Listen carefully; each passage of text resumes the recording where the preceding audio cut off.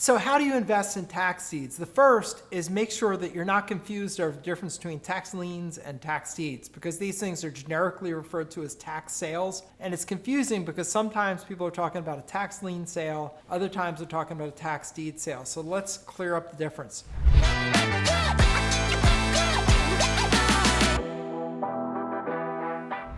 I'm going to be talking today about a tax deed sale, which is where you get ownership of the property at the end. This is the bargain basement of real estate, where you get properties more cheaply than anywhere else. And make sure you stay on until the end, because in the end, I'm going to give you a hidden way that not many people know about to get properties where there's no competition, where you can literally get properties as cheaply as a couple $100s, and where they're the best deals, and very few people know about that. But for now, let's start out by me just going over the basics and how the typical tax sale works. So you have your tax deeds where they auction off the property. You're going to get the deed, which is ownership of the property. There are also tax lien sales, and tax liens are where you get the right to collect the taxes, interest, and penalties if and when the person pays. And those are great. You can get really high rates of interest. Matter of fact, the highest rate of interest in land, there's one state that has 50% interest on an annual basis, which is crazy. And I'll tell you about that one at the end of this section. But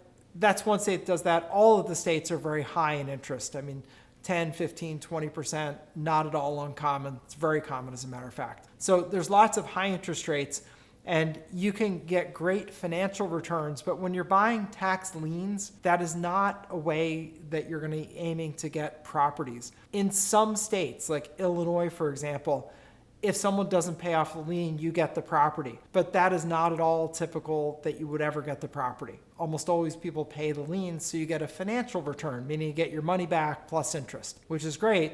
So don't try to use a tax lien sale as a way to get properties. That just doesn't work. Use tax lien sales as a way to get good yield and interest income on your invested capital. It's great for that, but it's not great for getting properties. So let's talk more about the tax deed sale. So the way these work, they're public auctions. Literally, the person, high bidder, is the winner. They're going to get ownership of the property.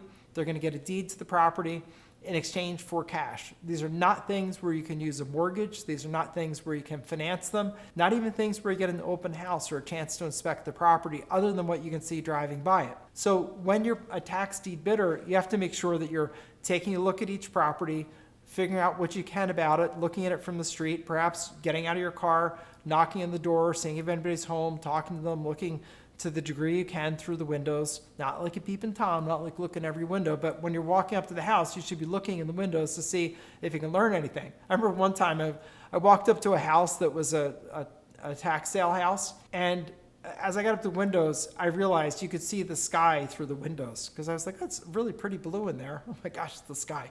And what had happened when I did peek in the window, the entire place had been burned down, and whatever was there had collapsed into the basement, so there's nothing behind it. And all that was holding the front up was the other townhouses on either side of it. I was like, oh, this thing, forget it. It would have taken too much money to rebuild the property. The neighborhood wasn't that valuable, so sadly, that was just going to be a vacant property for a long time. That happens. I don't control that, but I do control where I put my money in. So anyway, these sales, typically the lists are put out about 30 days in advance of the sale. You can get them right online.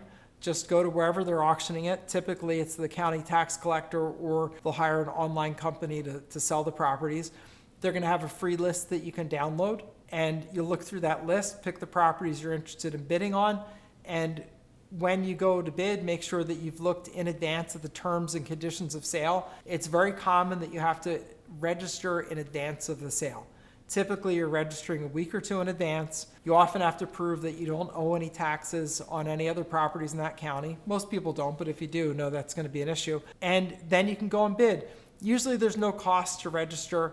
Usually you don't have to put up a deposit. In a few places, you'll find you do have to put up deposits. That's going to be fully refundable. Usually it's not a lot of money, but just know that that's part of it. But look through those terms and conditions of sale to make sure you identify, how do I pay, when do I pay? Because sometimes you have to pay like the minute the auctioneer puts the hammer down and sells it. Sometimes it's later that day. But the payment is always short in time, meaning it's close in time to when you bought. and you cannot use a mortgage. Mortgage companies are not equipped to deal with these things. So make sure that you check all those things out. Oh, by the way, I mentioned a state that offers a 50% interest rate. It's actually even better than that. Texas, when you buy a tax lien, has two 25% penalties. And I think this is excessive, but I don't set the rates. The state legislature does, so they can talk to them about that. But in any event, when you buy the tax lien there, even if someone pays the lien the next day, they have to give you a 25% premium. So if you paid $1,000 for a tax lien, they got to give you $1,250. So that's huge. And if they don't pay for 6 months, at 6 months and a day, there's another 25% penalty. So a total of 50% penalty, which is phenomenal. And most people do pay off those tax liens. So if you're buying tax liens in Texas, there's what you're looking at, 50% penalties.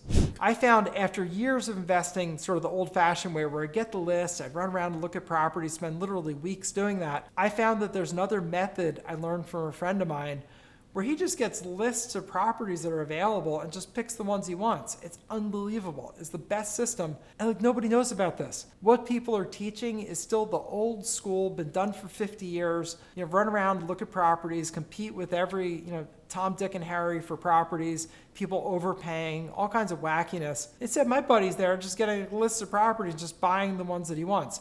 So I interviewed him and I got him to spill his guts on how this works. So it's free right here on YouTube. So click on the link down below and go watch the interview and I'll see you over there. So click on that link right now and I'll see you at my interview. It's 20 minutes free here on YouTube.